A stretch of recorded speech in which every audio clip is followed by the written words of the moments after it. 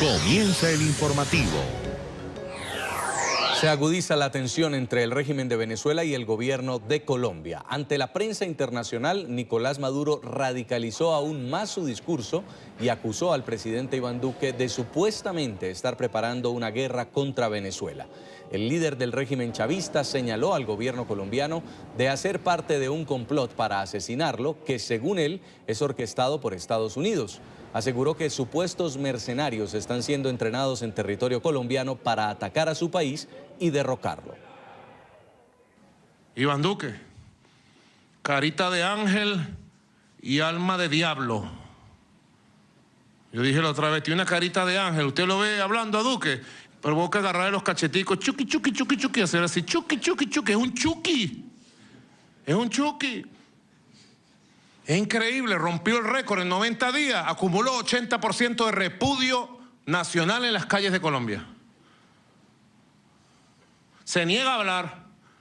Normalmente los dos gobiernos, Colombia y Venezuela, tenemos formas de comunicarnos. Ellos se niegan porque están preparando una guerra contra Venezuela. Y esa guerra se les va a estrellar en el hocico a usted, señor Iván Duque, yo. Aquí mismo en el norte de Santander. Se está entrenando un grupo paramilitar denominado el G8. Los gochos lo llaman, el G8, los gochos. En Chinácota, cerca de Chinácota, en el municipio Tona. Es parte del plan de John Bolton de fuerzas mercenarios. Se están entrenando 734 mercenarios entre colombianos y venezolanos.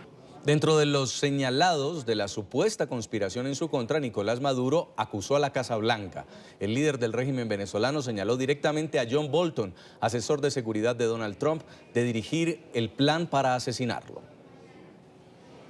Ha sido asignado el señor John Bolton nuevamente como jefe del plan del complot para llenar de violencia a Venezuela y para buscar una intervención militar extranjera, un golpe de Estado, asesinar al presidente Maduro e imponer lo que llaman ellos un consejo de gobierno transitorio. Y en el caso de Venezuela dice que él va a derrocar al gobierno de Venezuela.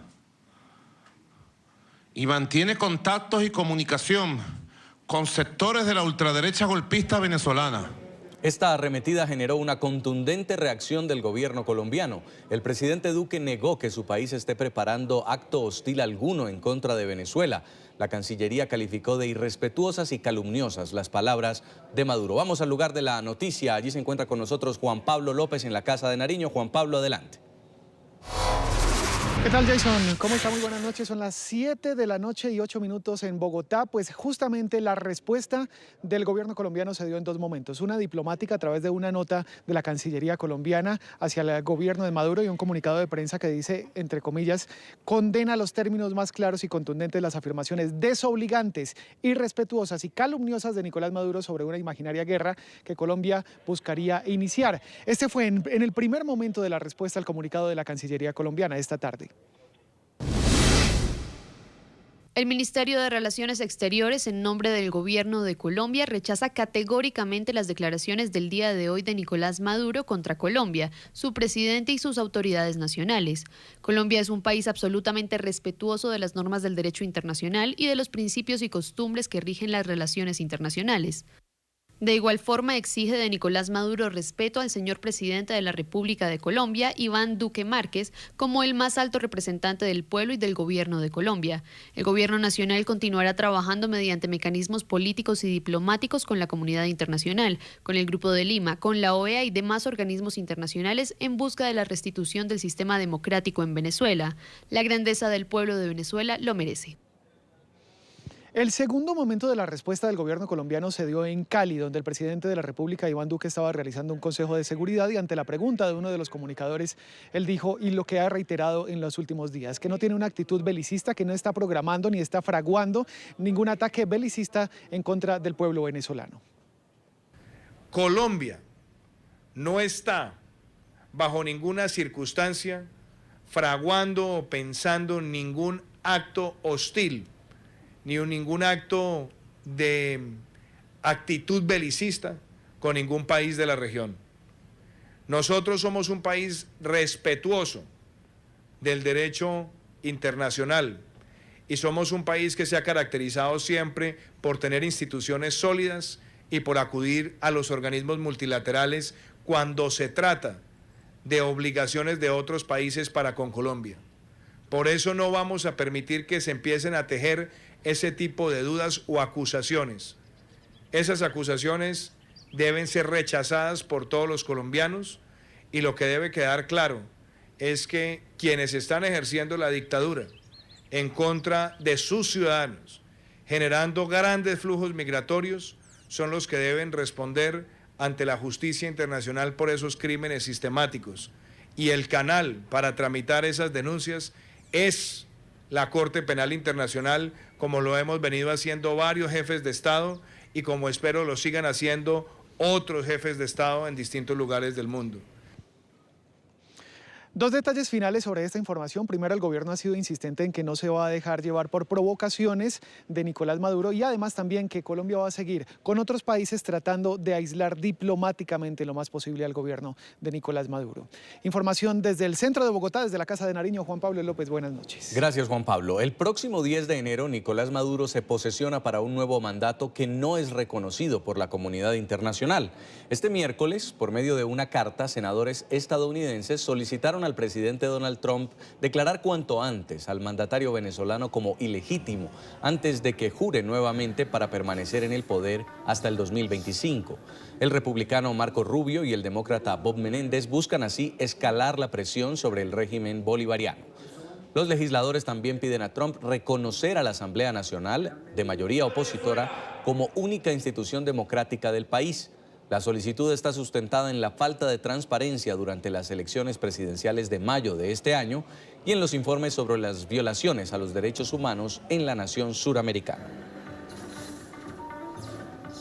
En su discurso de hoy ante la prensa internacional, Maduro amenazó a los embajadores de los países que no reconocen su reelección. El líder del régimen venezolano dijo que quien esté en desacuerdo puede irse del país. También afirmó que será presidente hasta el 2025 y dejó abierta la posibilidad de reelegirse nuevamente. Los gobiernos que hagan lo que quieran. Si se quieren ir de Venezuela con sus embajadores, que se vayan todos. Ya. Que se vayan. A Venezuela no la va a chantajear nadie. Quien se quiera ir con su embajador, ahí está el aeropuerto de Maiquetía. Váyanse de aquí. Ahora, el que se queda respetando a Venezuela. Los dos bombarderos rusos que llegaron a Venezuela y desataron una nueva tensión internacional abandonarán este viernes el país suramericano. Así lo informó la Casa Blanca, al señalar que representantes del gobierno de Rusia, con quienes sostuvieron comunicación en las últimas horas, les confirmaron la noticia.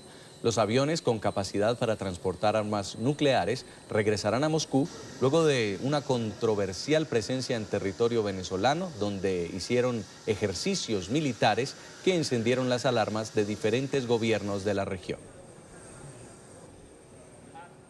Esto no es solamente un acto inamistoso con Colombia, sino frente a un continente. Con estas palabras, el presidente Iván Duque se refirió al episodio de los aviones rusos en Venezuela. En entrevista exclusiva que concedió a nuestra directora Claudia Gurizati, aseguró que Nicolás Maduro tiene como estrategia crear un demonio invasor para perpetuarse en el poder. Que en las últimas horas se ha presentado una tensión, un incidente diplomático bien complejo entre Estados Unidos y Rusia por cuenta de los aviones, los bombarderos, los Tu-160, que tienen más capacidad para movilizar armamento nuclear, los rusos que aterrizaron el lunes en el aeropuerto de Caracas. ¿A Colombia le preocupa, a su gobierno le preocupa el tema de estos bombarderos rusos en Venezuela? Pues a mí me parece que ese tipo de actos no dejan de suscitar preocupación. No es la primera vez que eso ocurre. En los últimos 10 años o 15 años se han presentado distintos momentos donde hay algún tipo de movimiento de aviones de combate que dicen que son en procesos de cooperación militar. Pero lo cierto es que no son un buen gesto. Ahora, ¿qué hemos visto nosotros de parte de los Estados Unidos? Y vi la respuesta además que emitió el Departamento de Defensa. Mientras ellos llevan aviones de combate rusos, Estados Unidos lo que está ayudando es con un buque hospital para atender a los venezolanos migrantes en zonas de frontera o en otros lugares del territorio. Yo creo que no podemos dejarnos provocar, no podemos dejar que Venezuela empiece a emplear este tipo de maniobras como herramientas de provocación. Obviamente el continente debe estar alerta. Esto no es solamente un acto inamistoso con Colombia, sino es un acto inamistoso frente a un continente, frente a una región que tiene claro que hay una cosa que se llama el Tratado de Asistencia Recíproca, donde si hay alguna agresión, todos los países deben proteger al país agredido. Yo creo que ese tipo de maniobras no son prudentes, no ayudan, y por supuesto la actitud que debe tener todo el continente es la de rechazar que se aprovechen de maniobras militares con otros países para hacer demostraciones o provocaciones de fuerza. Ellos argumentan, el gobierno de Venezuela, que esto se hace precisamente para mostrar que están en son de paz frente al despliegue y bases militares de los Estados Unidos por todo el continente. Mire, Claudia, una de las características que ha tenido la dictadura de Venezuela, y en particular el dictador que hoy gobierna Venezuela, es tratar de crear un demonio invasor, para él tratar de atornillarse en el cargo una vez más y tratar de generar exacerbación popular. Esa ha sido siempre la forma en la que han procedido. Por eso yo he sido claro, nosotros, los países que defendemos la democracia, no podemos caer en el discurso belicista que quiere el dictador para perpetuarse en el poder. Por eso el lenguaje que nosotros tenemos que usar es el del multilateralismo y las sanciones implacables. Por eso ha sido tan efectivo esa campaña que iniciamos nosotros para que más países denuncien al dictador ante la Corte Penal Internacional. Y ahora hablemos del fenómeno de la migración, porque Colombia ha resultado ser el mayor receptor de los venezolanos que están huyendo de esa crisis humanitaria tan terrible a la que están sometidos. Y estamos hablando de dos escenarios, uno pesimista y otro más optimista. El optimista dice que no van a pasar de 2 millones de venezolanos los que se queden en Colombia. El pesimista habla de 4 millones de venezolanos con un costo de más de 20 billones de pesos, lo que costarían 4 años, comparado con 12 billones y serían solamente 2. ¿Qué ha logrado su gobierno para que los demás países, la comunidad internacional, realmente también se comprometan con estos costos? ¿Qué hicimos? En el marco de la Asamblea de Naciones Unidas se hizo una gran reunión de alto nivel donde empezamos a solicitar la movilización de recursos, donde se constituyeron fondos de organismos multilaterales, donde además se habló de la urgente necesidad de tener un estatus de protección temporal entre varios países para que no sea solamente Colombia el que absorbe todo el peso del flujo migratorio, con todo y que seguramente tendremos la mayor carga. ¿Cuál es la apuesta? Y en esto quiero ser claro. Aquí podemos tener las mejores políticas, pero si no se enfrenta a la causa principal, que es la dictadura de Venezuela, por supuesto que el éxodo va a seguir creciendo. Por eso a esa dictadura hay que arrinconarla con todas las sanciones multilaterales, con la investigación y una sanción de la Corte Penal Internacional y también propiciando lo que hizo la Unión Europea, sancionando no al pueblo de Venezuela, sino al dictador y a su entorno hasta llegar a asfixiar diplomáticamente ese régimen. En la entrevista exclusiva con NTN 24 y Noticias RCN, el presidente Iván Duque aseguró también que Colombia apoyará la eventual reelección de Luis Almagro como secretario general de la OEA. Lo describió como un hombre comprometido con la defensa de los derechos humanos y los valores democráticos. También lo elogió por denunciar los que llamó atropellos de la dictadura de Venezuela. ¿Colombia es de los países que apoya a Almagro como secretario general de la OEA para su reelección? Se lo digo con esta claridad, sí. El secretario general Almagro debe ser reelegido. Ha mostrado un gran compromiso en la defensa de la Carta Democrática Interamericana. Ha mostrado un gran compromiso al denunciar los atropellos de la dictadura de Venezuela. Ha mostrado un gran compromiso en propiciar la reflexión del continente sobre la crisis migratoria detonada por la dictadura de Venezuela. Creo que ha sido un secretario general comprometido con la defensa de los instrumentos que tenemos en el continente para hacer valer los derechos y proteger la democracia. El presidente Iván Duque también aseguró que sí firmaría la extradición del exjefe de las FARC, alias Jesús Santrich, capturado en abril pasado por el presunto delito de narcotráfico. El mandatario advirtió que está en riesgo la cooperación judicial con Estados Unidos porque se está presumiendo que la solicitud está hecha sobre una información falsa. El otro punto es que en el acuerdo parecía muy claro que en los casos de delitos posteriores al acuerdo, en el caso, por ejemplo, del narcotráfico en el que está involucrado Santrich con un pedido de extradición, pues la jurisdicción especial lo que tenía que evaluar es si estos hechos se cometieron antes o las pruebas corresponden a antes o después de los acuerdos. Ahora están decretando pruebas, como decidiendo si hay pruebas o no de la actuación de Santrich. La Procuraduría dijo que se extralimitó. ¿Usted qué piensa frente a esto y qué petición le hace a la JEP? Yo creo que aquí tenemos realmente un hecho frente al cual se necesita mucha claridad. Primero, una Corte Federal de los Estados Unidos solicita una detención en una operación que adelantan la DEA y la Fiscalía General de la Nación por un delito de narcotráfico cometido por la solicitud que hace el juez después de la firma del acuerdo. Se captura a la persona solicitada y empieza un tire y afloje de quién es el que determina y con qué base determina si los delitos se cometieron después de la firma de los acuerdos. Ahí lo que creo yo es que puede estar en riesgo la cooperación judicial histórica que ha tenido Colombia con los Estados Unidos, porque se está presumiendo que la solicitud está hecha sobre una información falsa y es si los hechos se ocurrieron con posterioridad a la firma. Entonces, si se le pide además a un país requirente las pruebas, se está violando el mismo principio de la cooperación judicial, donde siempre hay una buena fe y una credibilidad en el Estado requirente. Por eso es tan importante que rápidamente se pueda demostrar sobre la confianza en la solicitud que esos delitos fueron cometidos con posterioridad a la firma, que la Corte Suprema de Justicia, porque ya es un tema de la justicia ordinaria, haga la valoración y ponga a disposición del presidente de la República el proceder con esa extradición. Y por supuesto, como presidente de la República, estoy listo para responder a ese llamado que me haga la Corte Suprema de Justicia, pero yo creo que lo que no podemos es seguir en una especie de calma, donde nada se resuelve y las cosas siguen viendo el tiempo pasar. Tanto se dice mucha gente, muchos políticos, muchos analistas. Y me parece a mí, Claudia, y en eso tenemos que ser claros los colombianos, todo aquel que reincida, todo aquel que esté con un pie en la criminalidad debe recibir la sanción más dura posible y además, perfectamente, si procede la extradición, se debe proceder con ella y mantener también la cooperación mientras se cumple la pena en los Estados Unidos con los compromisos que hay con la justicia colombiana. Es decir, que si esto se extra, usted firma la extradición de Santrich y lo envía a Estados Unidos. Por supuesto, sin lugar a dudas. ¿Por qué? Porque hay una evidencia. Además, le quiero decir una cosa. Mi antecesor, en una locución televisada, en presencia del fiscal, dijo que la evidencia era conducente y concluyente.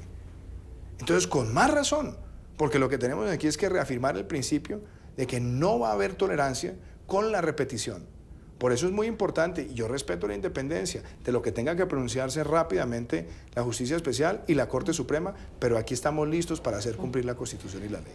Espere la entrevista al presidente de Colombia, Iván Duque, en el programa La Noche de NTN 24 a las 11 de la noche, hora de Bogotá, Quito y Lima, y también en la costa este de los Estados Unidos.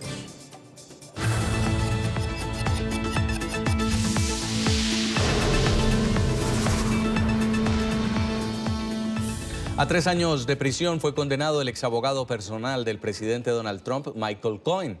Fue acusado de realizar pagos ilegales a 2 mujeres, evadir impuestos y hacer acusaciones falsas en el Congreso durante la campaña electoral de 2016.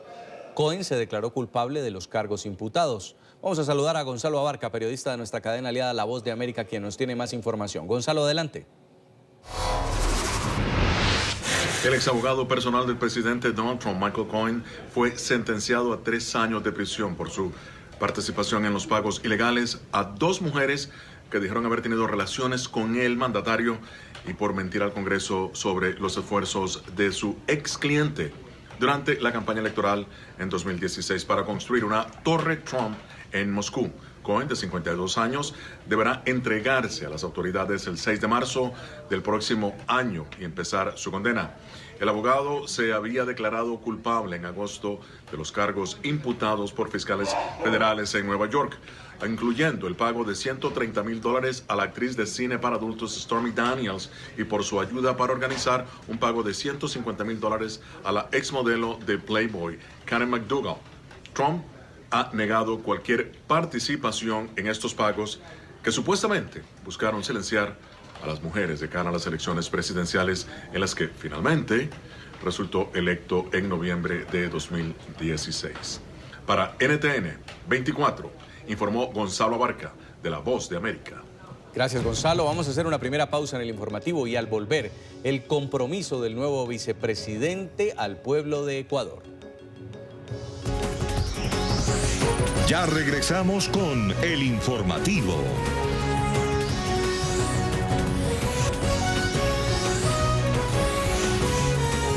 Continuamos con el informativo.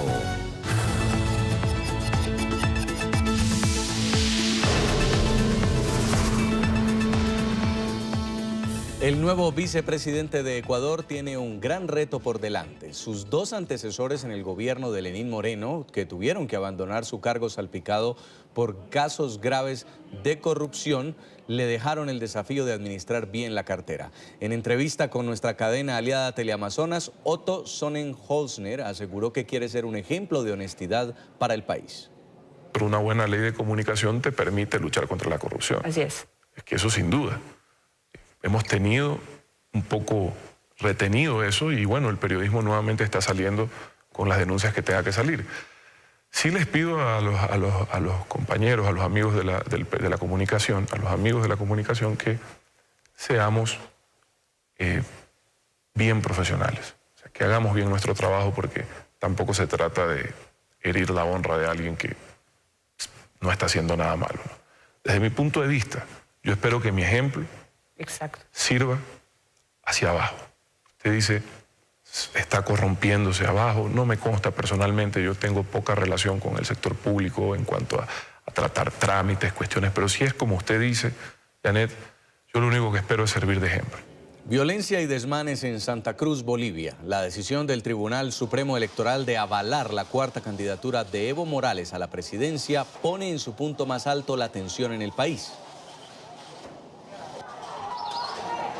Cientos de ciudadanos se manifestaron frente a la sede del Tribunal Electoral Departamental para exigir respeto a la decisión del pueblo en el referéndum de 2016 en el que se dijo no al proyecto reeleccionista.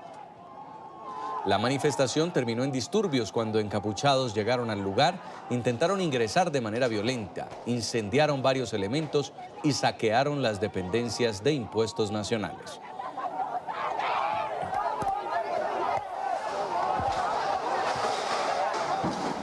Un día después del tiroteo perpetrado en una iglesia en Brasil, decenas de personas volvieron a la Catedral Católica de Campinas para celebrar una misa especial en honor de las víctimas y en apoyo a sus seres queridos. La ceremonia religiosa fue dirigida por Monseñor Rafael Capelato, quien manifestó que las oraciones están dirigidas a toda la comunidad afectada por el hecho y a bendecir el lugar sagrado, dando fuerza a los sobrevivientes que permanecen heridos en hospitales de la ciudad. Ayer, un hombre abrió fuego de forma indiscriminada dentro de la iglesia, matando a 5 personas. Una explosión de fuegos artificiales en el municipio de Tequisquiapan, Querétaro, deja 6 muertos y 55 heridos graves en México. El hecho ocurrió en horas de la mañana en las inmediaciones de una capilla en la que se comenzaban a preparar las festividades por el Día de la Virgen de Guadalupe. Familias enteras cantaban en honor a la Virgen de Guadalupe en una población en Querétaro. Al margen de la fe, nunca imaginaron iba a suceder lo peor.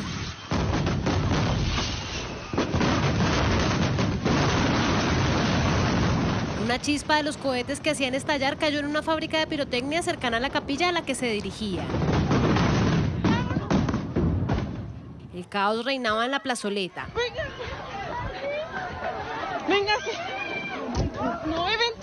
Así lo relatan los testigos. Al escuchar el estruendo, todos nos echamos a correr, trastabillando al suelo.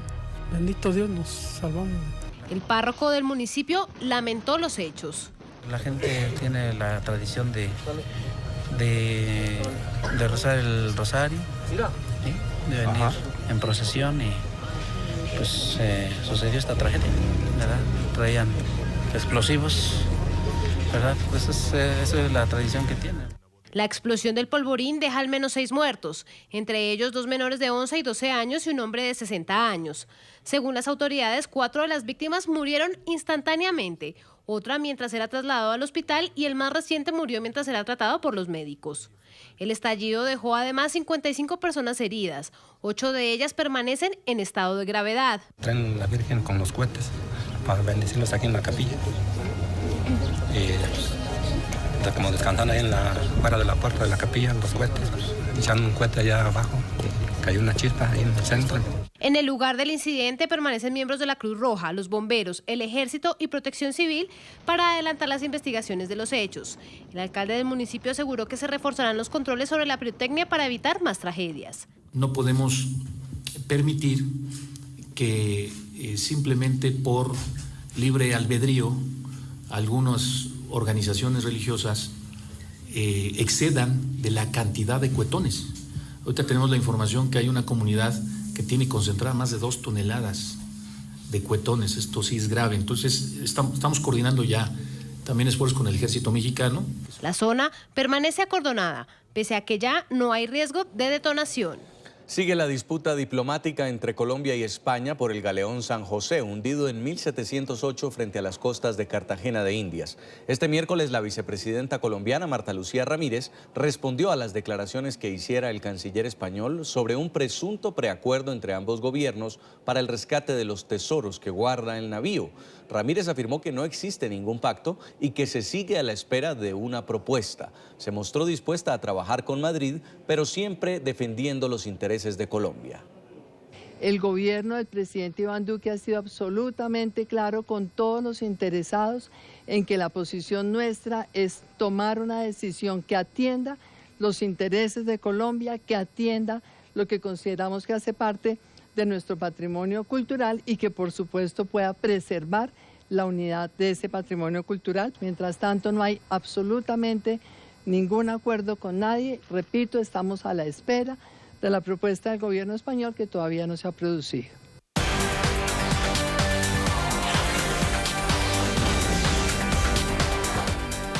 Concluyó en la ciudad de Nueva York la conferencia Latino Impact Summit 2018. Líderes de América Latina se dieron cita en la sede general de la ONU para cerrar acuerdos que permitan reducir los niveles de desigualdad en la región. En la segunda jornada del evento también fueron reconocidos 2 latinos por el impacto en sus campos de trabajo, entre ellos el mexicano Eduardo Serio, rescatista de animales. NTN 24 es medio de comunicación aliado de la conferencia. Alejandro Rincón tiene el reporte. Alejandro. Hola, es un gusto saludarlos desde la sede general de la Organización de Naciones Unidas, en donde ha concluido ya la 3ª edición del Latino Impact Summit, que durante los 2 últimos días congregó a varios de los principales líderes de América Latina que a través de su trabajo han contribuido a generar experiencias que pueden ser aplicables con el objetivo de reducir los niveles de desigualdad en la región, el objetivo previsto para esta cumbre de 2018.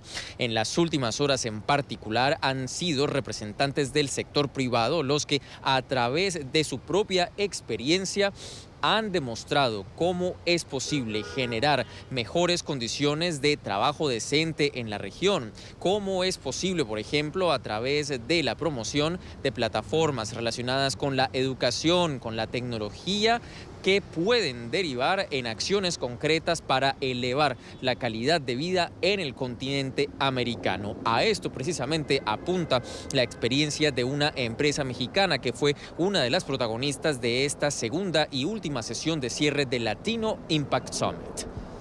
Los conductores de taxi es un oficio. ¿no? Muchos de ellos, su papá fue taxista, ¿no? Y es algo familiar. Entonces, nuevamente, las aplicaciones móviles vienen con un modelo disruptivo que ellos consideran rompen las reglas, porque ellos son sometidos a muchas verificaciones, trámites que tienen que hacer el gobierno para estar en regla. Entonces, ellos a su vez son considerados un transporte inseguro, ¿no? Tienen esa percepción con la ciudadanía. Y el modelo de negocio libre lo que hace es promover la redignificación de su oficio.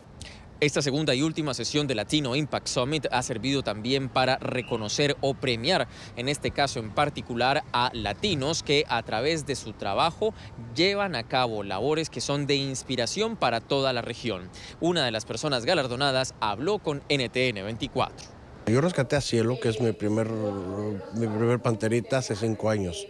Un año después, más o menos, fue que decidí abrir la fundación porque me fui enterando de los problemas que estos animalitos tienen, ¿no? Entonces, si quieres hacer un cambio, bueno, yo lo que pensé es, tienes que abrir una fundación. Y fue cuando decidí ya meterme de lleno. Se puede decir que yo rescato animales, pero en sí, cada una de mis acciones lo que hago es tratar de rescatar al planeta. Es la información que tenemos para ustedes por ahora. Continúen con más en El Informativo. Muchas gracias, Alejandro. Es tiempo de una nueva pausa, pero antes, en video ha quedado grabado el momento exacto en el que excursionistas han vivido una repentina erupción cuando ascendían al volcán de fuego en Guatemala. Los turistas se retiraron a un lugar más seguro, aunque dijeron no haber temido por sus vidas frente a la peligrosa situación. Las imágenes datan del pasado 24 de noviembre.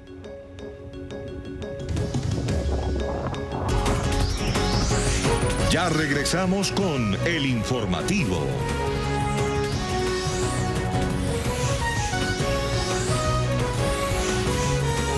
Continuamos con El Informativo.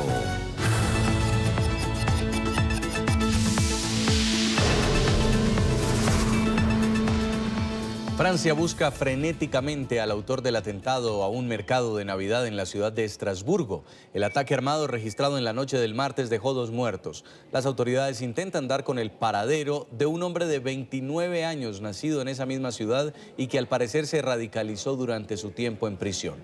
Tras el hecho, Francia elevó su nivel de alerta antiterrorista y reforzó sus fronteras.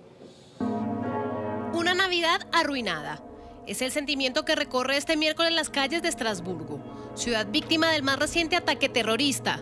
Golpeada en su corazón, en su emblemático mercado navideño, uno de los más famosos de Europa, frente a su imponente catedral donde hoy redoblan las campanas en honor a las víctimas y donde la sangre aún no ha sido removida del suelo.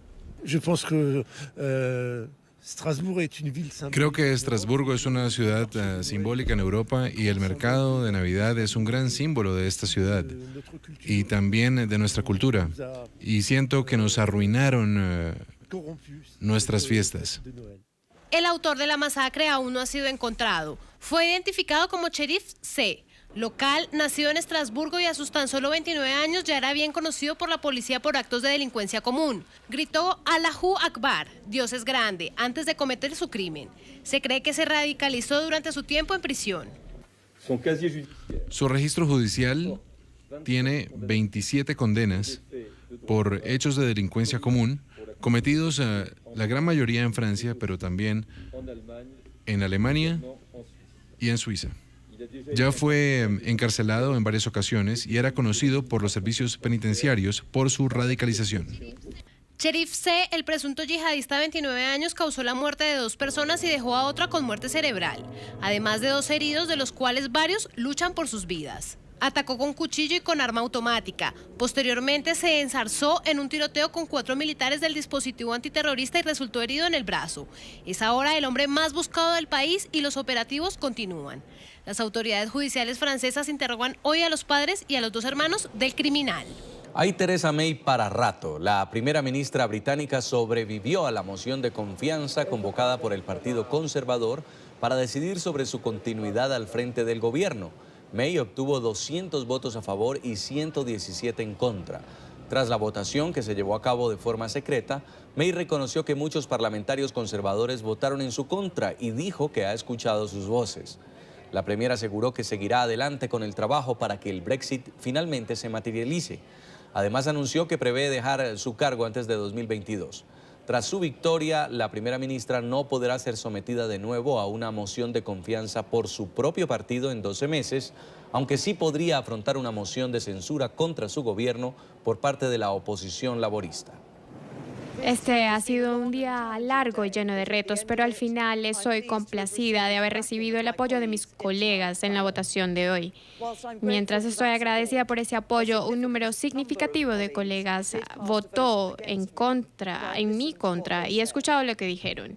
Después de esta votación, ahora debemos comenzar con el trabajo de concretar el Brexit para el pueblo británico y construir un mejor futuro para este país, un Brexit que honre el voto que el pueblo realizó, que regrese el control de nuestro dinero, frontera y nuestras leyes. Un proyecto que busca presionar al régimen de Daniel Ortega ha sido aprobado. La Cámara de Representantes de Estados Unidos le dio el sí definitivo al proyecto de ley conocido como NICA Act, una medida que busca condicionar la aprobación de préstamos al gobierno de Ortega por parte de instituciones financieras internacionales. También busca imponer sanciones adicionales a funcionarios y facilitadores del régimen. La propuesta de ley original fue presentada por la congresista republicana por Florida, Ileana Ros-Lehtinen. Según la congresista, se avanza para responsabilizar a Ortega y a sus colaboradores por las violaciones a los derechos humanos cometidas en medio de las protestas antigubernamentales en el país centroamericano. 18 años. Vamos a hacer una última pausa en el informativo, pero antes la particular escena que se vivió en el oeste de Alemania. Después del desbordamiento de un tanque en una fábrica, una calle quedó totalmente cubierta por ríos de chocolate. Con palas, los bomberos tuvieron que responder a la inusual emergencia. Removieron cerca de 1 tonelada de chocolate. Ya volvemos, tenemos para ustedes toda la información deportiva.